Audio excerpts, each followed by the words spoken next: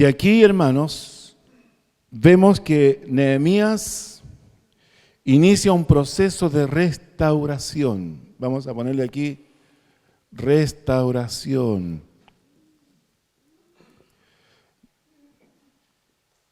Del pueblo.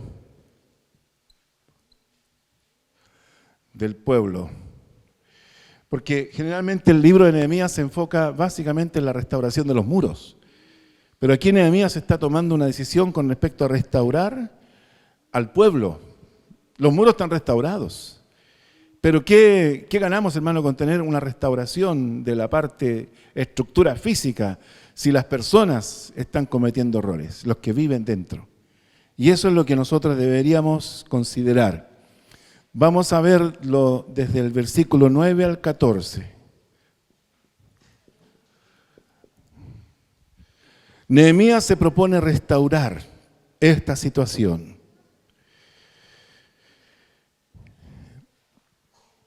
Cuando hablamos de restaurar, para restaurar se necesita voluntad. Cuando yo veo el daño, cuando me duele la condición, yo tengo que tomar una decisión. Y eso es poner mi voluntad en restaurar. Segundo, tengo que tomar conciencia del daño. ¿Ha conocido de personas que se dedican a restaurar obras de arte? No es fácil, no es fácil. Ellos se interiorizan en saber cuál es el daño que esto tiene, si es posible restaurarle. Entonces se necesita voluntad, conciencia del daño. Número 3, esfuerzo. Esfuerzo, póngale ahí esfuerzo. Esfuerzo. Hay que poner mucho de su parte. Número 4, hay que tener paciencia. Paciencia. Las restauraciones no son procesos rápidos. Necesitamos paciencia. Y número 5, compromiso. Compromiso. Es decir, tomar la decisión de no abandonar la tarea de la restauración. Cuando hablemos de restaurar este pueblo, también ahora enfoquémoslo en nuestra propia vida. Si algo hemos perdido, si hemos dejado de supervisar nuestra propia vida espiritual, también tenemos que enfocarnos en nuestra propia persona para que la palabra sea aplicable. Entonces, voluntad, conciencia, esfuerzo, paciencia y compromiso. Número 2, cuando nos proponemos restaurar, significa que queremos volver a dar el valor original. Qué tremendo. Cuando yo me propongo restaurar, significa que quiero volver a darle el valor original. Eso. Yo sé que algunos lo logran, otros no, pero debemos proponernos restaurar el valor. Cuando uno habla del valor en nosotros, en nuestra propia vida, cuando nos restauramos, significa devolver la integridad, devolver la autoridad moral, devolver la comunión con Dios, devolver la relación con Dios, devolver los ejercicios espirituales que manteníamos cuando éramos fieles, es decir, de orar, de estudiar la palabra, de leer la palabra, de congregarnos y de servir. Wow. Cuando estamos en eso, nos sentimos realmente valiosos, pero por alguna razón, si hemos descuidado esto, debemos procurar restaurarnos. Y para eso, los 5 puntos anteriores. Número 2, cuando nos proponemos restaurar, significa que estamos de alguna manera pagando como una deuda. Cuando algo es mío, ¿cierto? Y yo he sentido que eso se ha deteriorado, yo me siento en deuda con eso por causa de mi descuido. Entonces, yo debo mirar mi restauración también como una deuda que tengo con Dios. Yo debo procurar mi restauración porque me siento en deuda con Dios. Dios no falló, yo fallé. Y yo debo ponerme a trabajar poniendo voluntad, conciencia, esfuerzo, paciencia, compromiso para volver y sentirme que ya no tengo esta sensación de estar en deuda con eso que permití que se deteriore. Número 4, la carga por restaurar está directamente asociada con el grado de conciencia del daño que se ha hecho. La carga por restaurar está directamente asociada con el grado de conciencia del daño que se ha hecho. Imagínense cómo se habrá sentido Nehemías cuando él ve esta instalación. Lo que eran tal vez los lugares que estaban consagrados para ahí guardar los utensilios santos, las ofrendas, y ve que eso ya no hay nada y que hay una persona viviendo allí, y además esa persona enemiga de las cosas de Dios. Entonces, él obviamente que tiene una reacción muy justificada, porque restaurar está asociado directamente con el grado de conciencia del daño que se ha hecho. Número 5, restaurar no es lo mismo que compensar. Hay gente que transa, que negocia, ofrece alternativas, ofrece sustitutos. Cuando alguien quiere restaurar un automóvil, por ejemplo, si lo quiere restaurar plenamente, no puede meterle repuestos alternativos. Tiene que buscar los originales.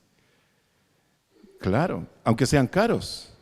Bueno, depende de la marca del auto, ¿cierto? Pero eso es.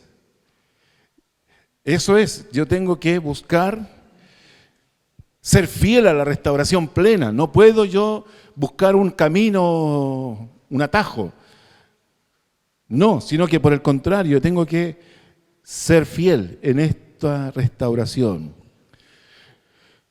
Número 6, restaurar es restituir todo lo necesario para devolver el valor que tiene el bien. Restituir todo lo necesario para devolverle el valor. Número 7, restaurar es un proceso intencional. Es un proceso intencional que requiere delicadeza, que requiere conocimiento. Es un proceso intencional, sí, que requiere delicadeza, conocimiento. Yo debo tomar una decisión. Yo no puedo decir yo voy a restaurar mi vida y voy a ver cómo me está yendo, voy a ver qué estoy sintiendo, voy a ver cómo me va funcionando. No, hermano, yo tengo que tomar una decisión.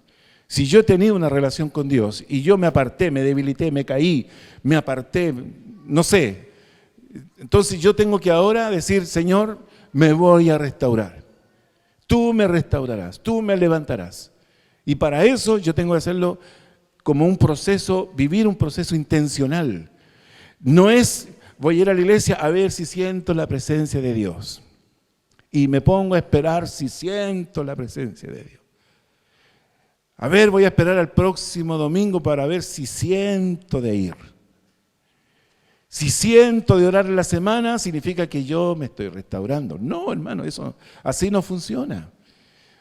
Su carne se va a encargar de que usted no sienta absolutamente ninguna gana. ¿Verdad? Su carne le va a decir, tranquilo, ¿cierto? No. ¿Cómo lo hizo Nehemías esta restauración? ¿Cómo lo hizo? Y aquí tenemos una estrategia. ¿Cómo lo hizo? Y esto lo vamos a anotar. Número 1, limpiar. Limpiar. Versículo 9. Dice, dije que limpiasen las cámaras. Limpiar, vamos limpiando. ¿Cuántas cosas de Tobías? ¿Cuántas revistas de Tobías? ¿Cuántos libros de Tobías? ¿Cuántas cosas raras que hacía Tobías ahí? Vamos limpiando, ¿cierto? Y cuántos cachivaches tenía Tobías, ¿cierto? Y cuántas arañas de rincón había juntado Tobías. Y ratones tal vez, no sé. Baratas. Vamos limpiando. Lo primero, hermanos, dije que limpiasen. Para comenzar la restauración, primero es necesario limpiar. Limpiar. Usted sabe, no puede usted poner, por ejemplo, si quiere pintar, no puede pintar sobre el polvo. Tiene que sacar el polvo, limpiar y luego poner la nueva pintura. Todo implica que primero hay que limpiar, sacar todo vestigio del pasado, ir sacando cosas, A veces uno dice, no, esto lo saco inmediatamente, pero hay otras cosas que tal vez lo piensa un poco. Lo piensa, dice, esto lo saco o no lo saco. Pero usted sabe que tiene que sacarlo. Pero el corazón está allí un poco, ¿cierto? Pero dice, ya, tomo la decisión, o quiero restaurar mi vida o no. Entonces, si yo quiero realmente restaurarme, yo tengo que sacar esto de mi corazón. Tengo que erradicarlo. Tal vez llore un poco, pero yo sé que eso a la larga me va a traer problemas, me va a afectar. Por lo tanto, yo debo limpiarme.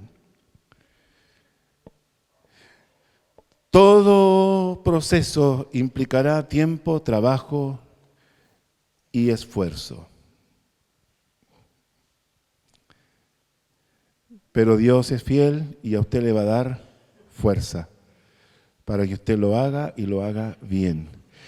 Mire, hay una palabra, Filipenses, capítulo 3, dice, versículo 7, pero cuántas cosas eran para mi ganancia. En el judaísmo, cuántas cosas para Pablo eran para él ganancia.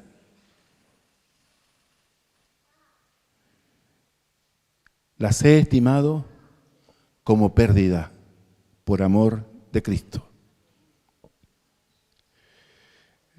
Importante esto.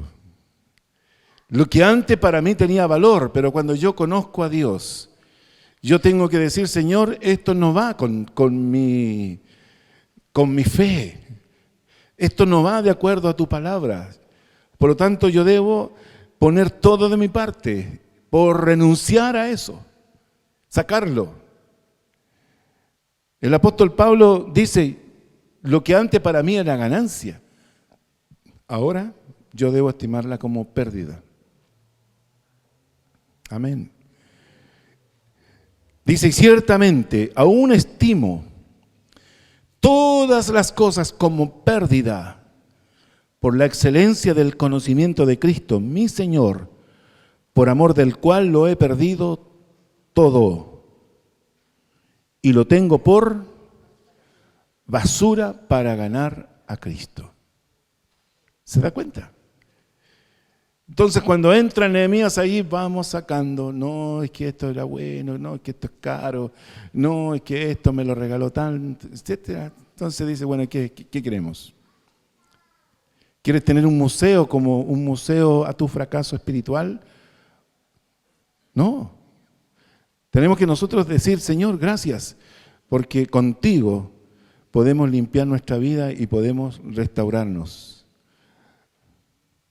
Estar dispuesto, hermanos, limpiar es estar también dispuesto a sufrir alguna pérdida. Mire, yo tenía una tía abuela, que me quiso mucho cuando era niño. Ella le gustaba mucho el arte. Le gustaba ir a los museos y yo fui a museos de pintura con ella. Yo siendo niño, ella me llevaba a museos. Fuimos a ver, me acuerdo, un museo de unos pintores famosos franceses. Le gustaba la música clásica, hablábamos de un montón de temas. Pero cuando conocimos a Cristo, mi tía dijo, yo no soporto no me gustan los evangélicos.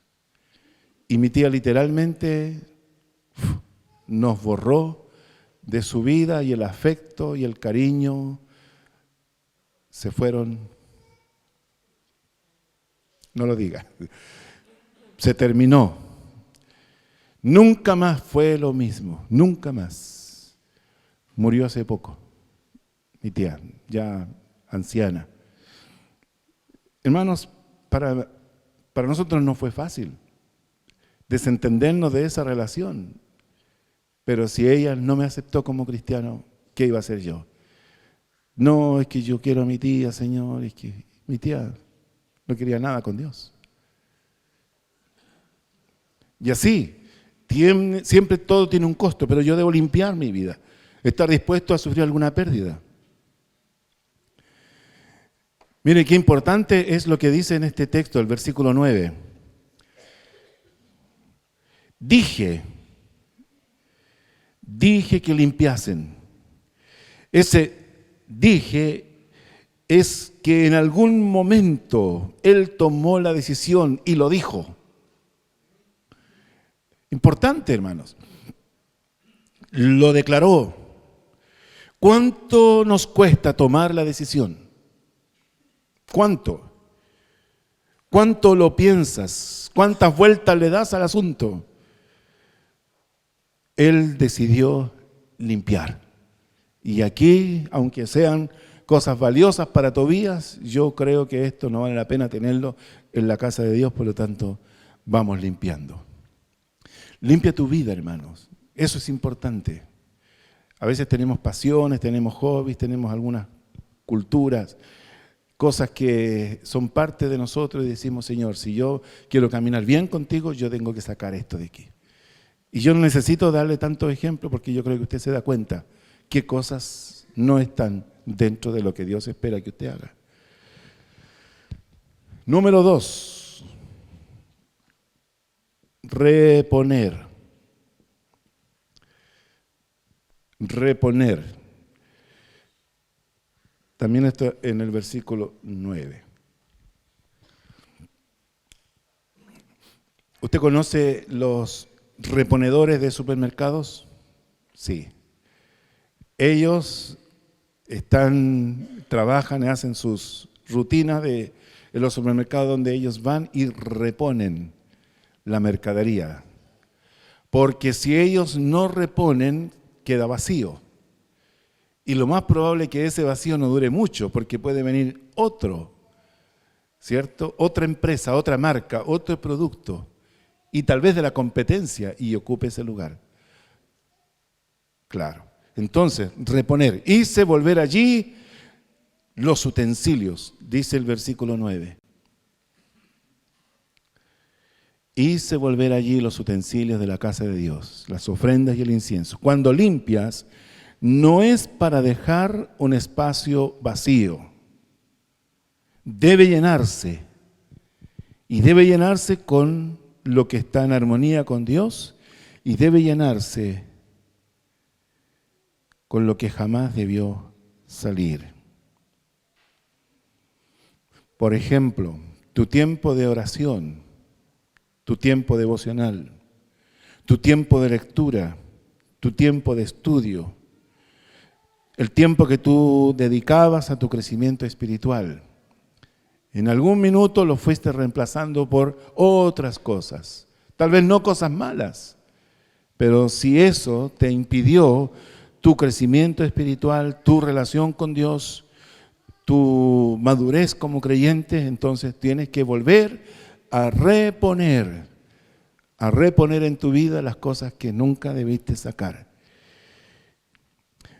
¿Qué hacías cuando estabas recién convertido? Hermano, eso de alguna manera nos indica, ¿cierto? ¿Qué era lo que nosotros hacíamos en nuestro primer amor?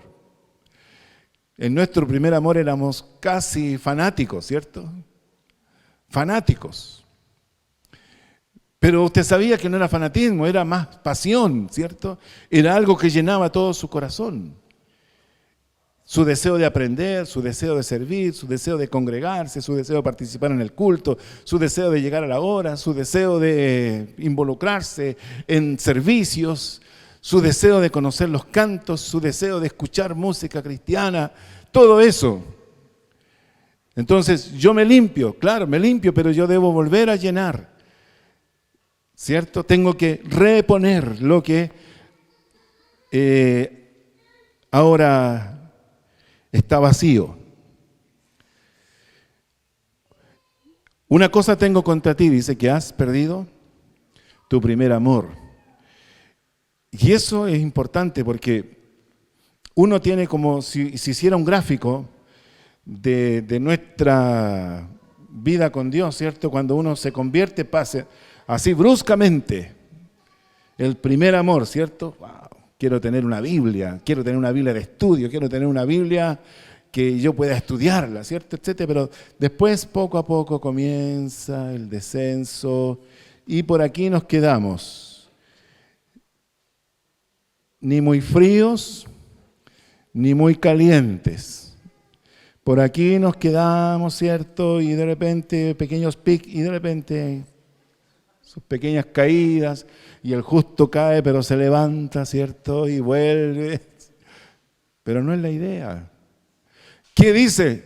Dios quiere que mantengamos este nivel.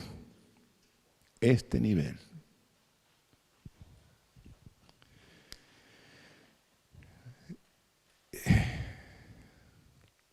No le digo más.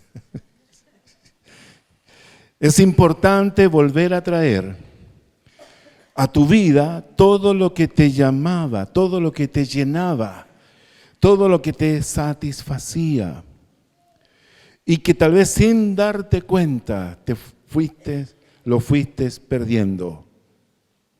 ¿Sabe qué? Yo creo que meter a Tobías a vivir en la casa de Dios no fue una cosa de un momento para otro.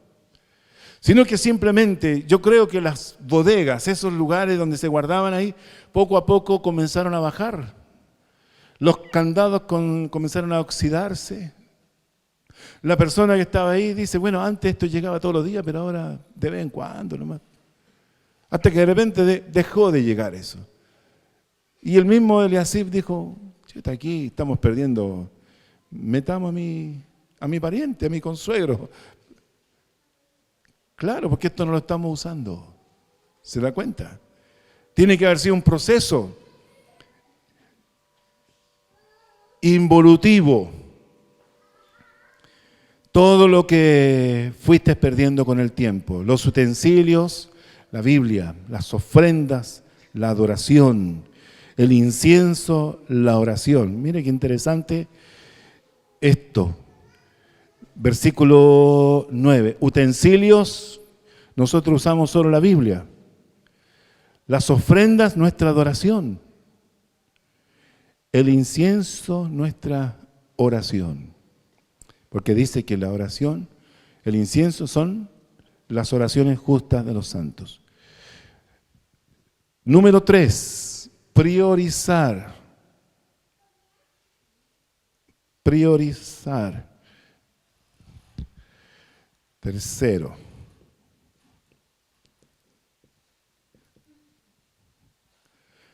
este es el versículo 10, me parece. Dice el versículo 10, entonces asimismo, encontré asimismo que las porciones para los levitas no les habían sido dadas y que los levitas y cantores que hacían el servicio habían huido cada uno a su heredad.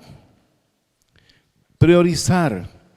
Lo que antes se daba, se dejó de dar. Hermanos, es importante el ordenamiento de nuestras prioridades. ¿Qué se fue quedando atrás? ¿Qué fue lo que dejamos de atender? Todo proceso de restauración de nuestra vida espiritual implica un reordenamiento y eso está relacionado con incluir lo que en algún momento se excluyó. Yo debo sentarme, pensar. Las porciones que se dejaron de entregar, dice, necesidades que se dejaron de atender. Por lo tanto, las prioridades se deben volver a ordenar. Cuando hablamos, por ejemplo, de prioridades en lo espiritual, yo debo tener mi vida espiritual bien. Hay un principio que yo le llamo el principio de la mascarilla, del avión. Cuando usted viaja en avión, siempre antes de que el avión despegue, la azafata le dice, mire, si en algún momento disminuye el oxígeno, van a desprenderse mascarillas y usted tiene que tensarlo y ahí va a fluir el oxígeno. Pero dice, póngase la mascarilla, y si usted viaja acompañado de un anciano, de un niño, póngase primero usted la mascarilla y después se la pone a la otra persona. O sea, usted tiene que estar bien para poder servir a otro. Entonces yo debo tener la prioridad de mantener bien mi vida espiritual. Segundo, en lo familiar, priorizar mi familia, preocuparme de mi familia, preocuparme de mi matrimonio, preocuparme de mis hijos, cómo están, dónde están, en qué están. Claro. Si yo siento que mis hijos se han ido, se han alejado, están rebeldes, tengo conflictos con ellos, yo debo invertir de cómo los recupero, cómo yo los vuelvo a encauzar por la buena senda. Eso implicará conversaciones, diálogos, pero también mucha oración, pero yo debo priorizar por mi familia.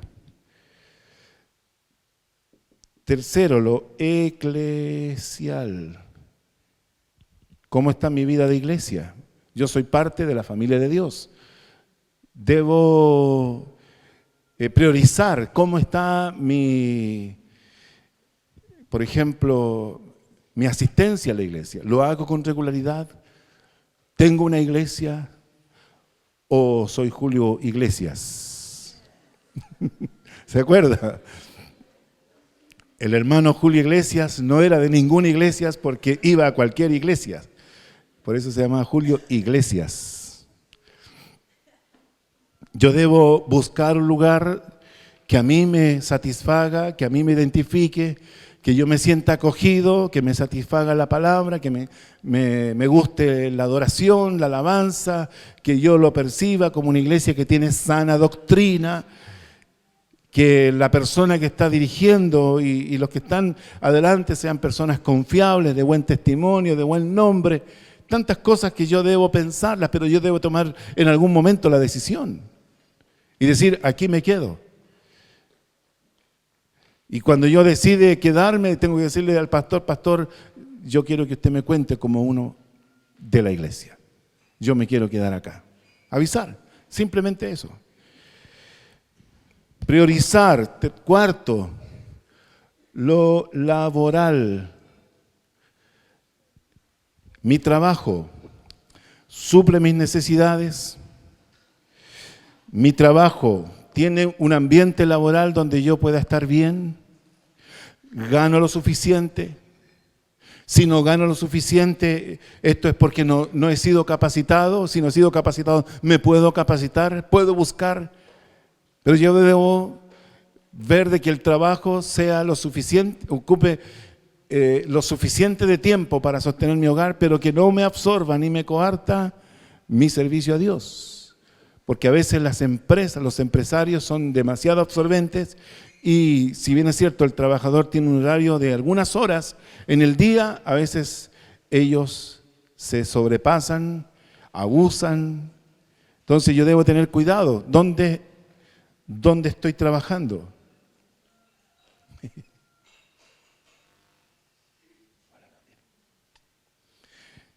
Prioridad en lo social. Priorizar en lo social. ¿Cómo son mis relaciones sociales? ¿Quiénes son mis amigos? ¿Quiénes son mis vecinos? ¿Quiénes son mis familiares? ¿Cómo está mi relación con ellos?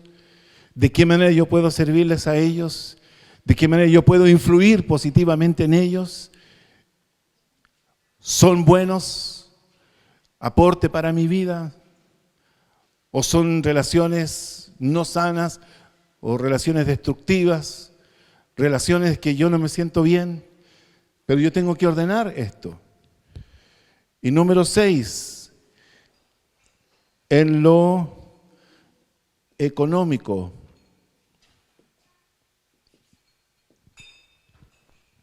Ver mi presupuesto, ver en qué gasto, cómo puedo ahorrar. Eso es importante. ¿Se ve la pizarra? Sí. Me imagino yo que Nehemías estaba pensando en algo como eso, cuando él se da cuenta de lo que aquí dice. Encontró de sí mismo que las porciones para los levitas no les habían sido dadas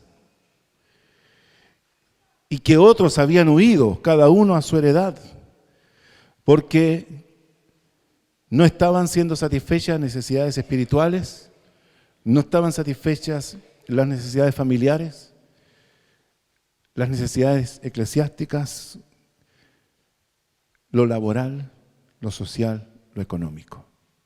Yo tengo que ordenar eso.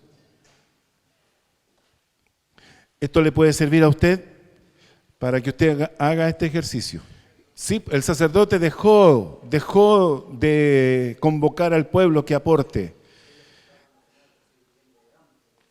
Claro, tuvieron que huir.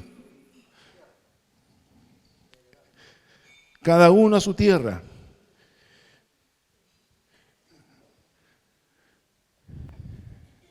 Bien.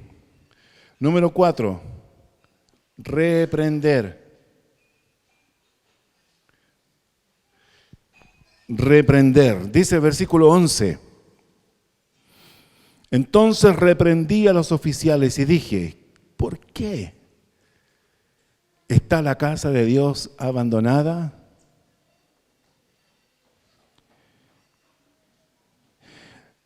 Es decir, hacer ver la realidad, hacer reflexionar sobre la gravedad del asunto, hacer responsable a los involucrados, preguntar por qué se llegó a esta situación. Yo creo, hermano, que cuando yo me propongo restaurarme, yo tengo que preguntarme por qué yo llegué a esta situación.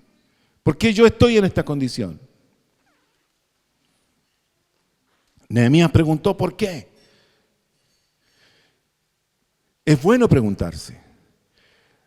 Habrá diferentes respuestas. La mujer que me diste, ¿cierto? Dijo Adán. Habrá diferentes respuestas, como un silencio culposo. El que calla otorga, ¿cierto? El silencio.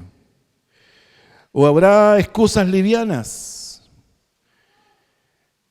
Excusa en el ambiente laboral dice las excusas agravan la falta. Si las cosas no se hicieron, las excusas agravan la falta. O habrá también tal vez ignorancia,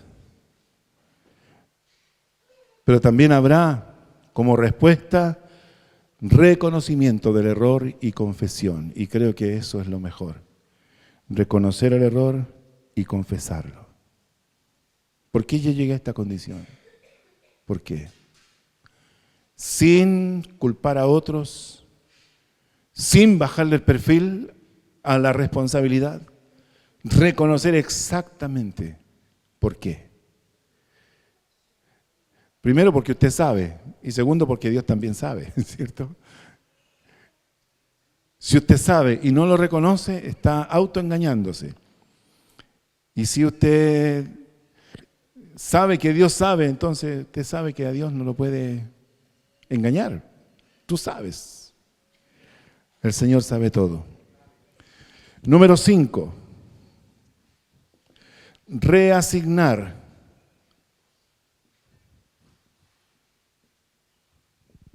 Reasignar. Este versículo 11 dice, y los reuní y los puse en sus puestos. Los reuní y los puse en sus puestos. Tal vez tuvo que traerlos de allá, de cada uno de su heredad, donde habían huido, pero los mandó a buscar, los trajo, los reunió, es decir, organizó el trabajo, reorganizó el trabajo y organizó el trabajo bajo un solo criterio y bajo una sola palabra. Todo se puede cuando hay unanimidad. Importante. Dice, los puse en sus puestos. Tal vez tuvo que elaborar una nueva descripción de funciones, porque tal vez el antiguo documento ya no existía, pero es importante. O tal vez recuperó el mismo documento de descripción de funciones que habían dejado. Les dio instrucciones claras y precisas. Nehemías es un líder y Nehemías sabe que el liderazgo está relacionado directamente con la claridad para comunicar. Y todo comenzó a funcionar otra vez. Qué hermoso. Todo comenzó nuevamente a tomar vida. Qué importante. Cuando yo hablo de reorganizarme, yo debo nuevamente replantearme este tema. Ser convocado por Dios, volver a mi lugar. ¿Qué yo dejé de hacer? ¿Qué yo hacía? ¿Sabe que esto trajo beneficios a la casa de Dios? ¿Cuáles son los beneficios? Dice el versículo 12. Y todo Judá trajo el diezmo del grano, del vino y del aceite a los almacenes. Se reactiva la economía del pueblo, la economía de la casa de Dios. Hermanos, cuando uno comienza a ver los beneficios de una buena administración en la palabra, en la enseñanza, en lo que significa tener a Dios en nuestra vida, y que Dios sea quien nos dé las directrices prácticas de cómo funcionar. Hermanos, todo eso uno va comprobando que los principios de la Escritura son fieles. Dios es fiel a su palabra. Dios lo hace. Dios nos respalda, Dios nos bendice, Dios nos prospera. Y cuando comenzamos a experimentar esa prosperidad, obviamente que la economía nuestra comienza a tener, ¿cierto?, una vitalidad diferente, un repunte en todo lo que hacemos. Y eso implica que también en nuestra prosperidad somos agradecidos con Dios y traemos con gozo. Damos, aportamos, somos generosos, porque sentimos que las cosas están funcionando bien. Esos fueron los beneficios. Se activó la fe de Judá. Y toda Judá comenzó a traer nuevamente su diezmo. Se reactivó la economía de la obra, se reactivó la economía de la casa de Dios. Número 6. Administrar.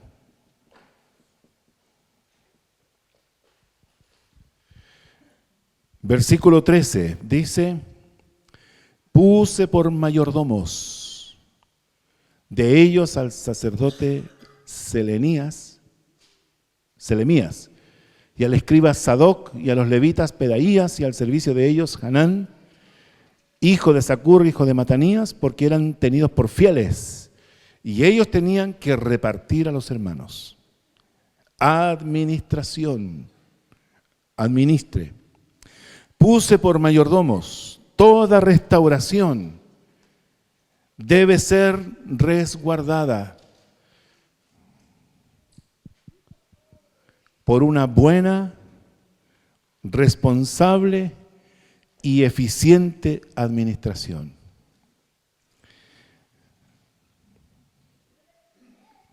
Si no hay buena administración, todos los esfuerzos que se hagan no serán duraderos. ¿Se entiende? Yo puedo comenzar bien, pero algún tiempo, porque no he tomado los resguardos de administrar correctamente la restauración. Yo debo restaurar, pero para eso debo administrar. Administrar significa cuidar con fidelidad lo que pertenece al amo, y en este caso, Dios. Hay un pasaje que me gusta. Fíjese que en 1 de Corintios 4 dice de este buen administrador que eran tenidos por fieles. Puse por mayordomos. Mayordomo significa oikónomos o administradores. Es lo mismo. Significa exactamente la palabra.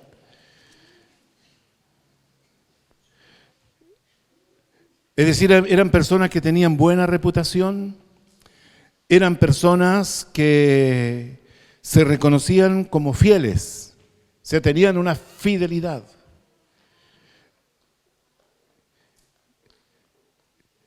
Dice 1 Corintios 4, así pues, téngannos los hombres por servidores de Cristo y administradores de los misterios de Dios. Estos eran tenidos por fieles en el tiempo de Nehemías. En los tiempos de hoy, nosotros debemos ser tenidos por fieles. Debemos ser tenidos por fieles porque somos administradores de los misterios de Dios.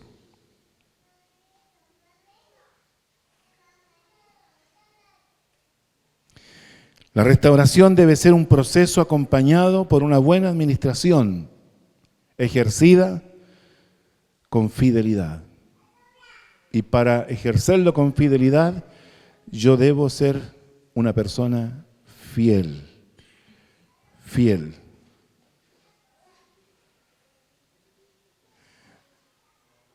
Dice 1 Corintios 4:2, ahora bien, como una consideración, dice, se requiere de los administradores que cada uno sea hallado fiel.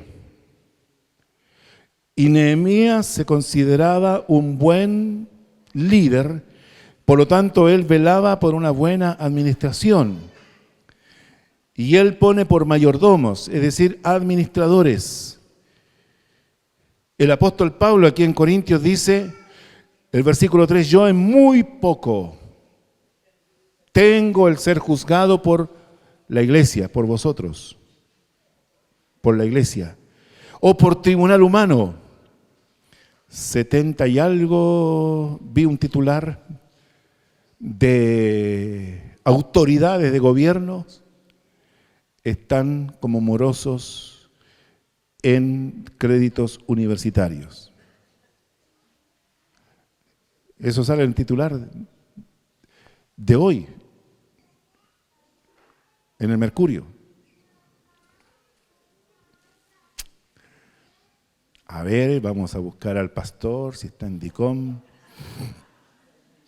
si está en el Peneca Verde. Yo debo cuidarme, usted tiene que cuidarse. Tener buen testimonio con respecto, primero, delante de la iglesia, dice, por ustedes. Segundo, dice, por tribunal humano. Ni aun yo me juzgo a mí mismo. Aunque de nada tengo mala conciencia, dice con respecto a su propia gestión, de nada tengo mala conciencia. Es decir, los órganos que evalúan mi gestión como administrador debe ser la iglesia, el gobierno con todos sus estamentos y luego mi propia conciencia. De nada tengo mala conciencia, pero el que me juzga es el Señor.